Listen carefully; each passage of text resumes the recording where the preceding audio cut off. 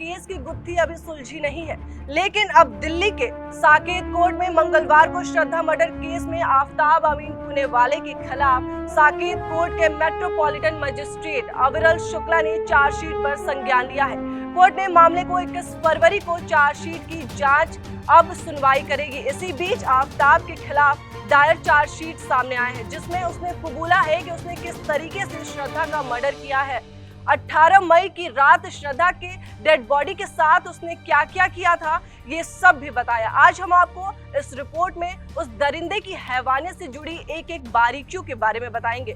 बने रहे हमारे साथ। नमस्कार, मैं हूं अंकिता और आप देख रहे हैं जेबीटी लाइव। मीडिया रिपोर्ट और चार्जशीट के मुताबिक कातिल आफताब ने बोला है कि मैं लड़ाई झगड़े के दौरान मैं श्रद्धा के साथ मारपीट भी कर देता था, जिसकी उसने मुंबई पुलिस में भी शिकायत की थी।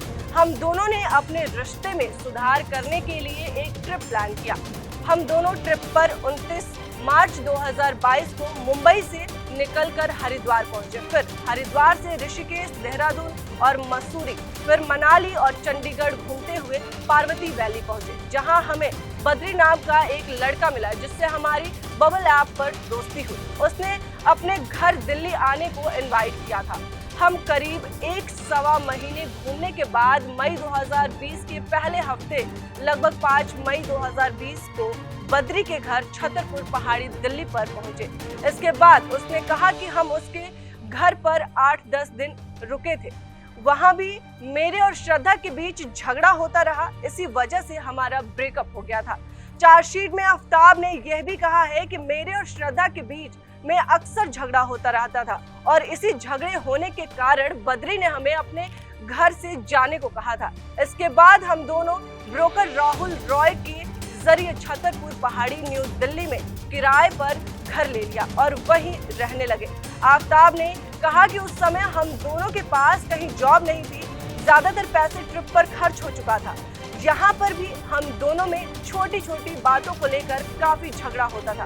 फिर 18 मई 2022 की शाम करीब 6 से 6:30 बजे मुझे अपने किराए के घर से निकलकर वसई से घर का सामान लाने को श्रद्धा ने कहा। उसने मुझे घर का सामान लाने को कहा। फिर उसने कहा कि मेरी तबीयत खराब थी और मैंने जाने से मना कर दिया, जिससे वह गुस्सा हो गई। कहने लगी कि दोनों के पास केवल ब्रीफ केस ही है, खाने पीने का कोई सामान नहीं है, रोजाना मार्केट का खाना सेहत के लिए अच्छा नहीं है। इसके बाद मैंने उससे और पैसा खर्चा करने को कहा, जिस पर श्रद्धा आग बबूला हो गई। मुझे गाली गलौज करने लगी। मैं भी उससे झगड़ा करने लगा और गाली देने लगा। हमेशा के लिए छुटकारा पाने के लिए उसको रास्ते से हटाने का मैंने ठान लिया था। उसको जान से मारने के लिए उसको पटक कर फर्श पर गिरा दिया।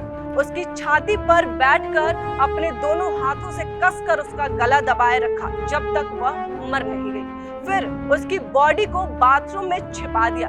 फिर मैंने उसके डेड बॉडी को डिस्पोज करने के लिए उसके बॉडी के छोटे छोटे टुकड़े कर बड़े ब्रीफकेस में डालकर महरौली के जंगल में फेंकने की प्लानिंग की। आफताब ने 100 को काटने के लिए 19 मई को 60 फुटा रोड छतरपुर पहाड़ी से एक हाईवे की दुकान से एक हैमर, एक आरी और उसकी 3 ब्लेड खरीदे थे।